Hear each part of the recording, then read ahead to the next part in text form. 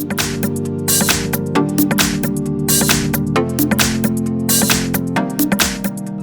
I have VIVO Y66 and let me show you how to enable here Portable Hotspot on the following device. So at the very beginning, let's start by using the home screen. Then find and select the settings. From the following settings list, let's choose Personal Hotspot. Here you can use the following button to enable Wi-Fi hotspot. You can see the data limit, so in my case let me tap unlimited this time, and here you can also choose the password. Right now you are using the following security type. Here is your password.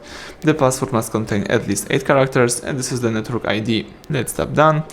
You can also see the connection management if you would like to, so number of connections allowed and the data limit as I told you before. Here you can also use other sharing method, for example you can share phone network via Bluetooth.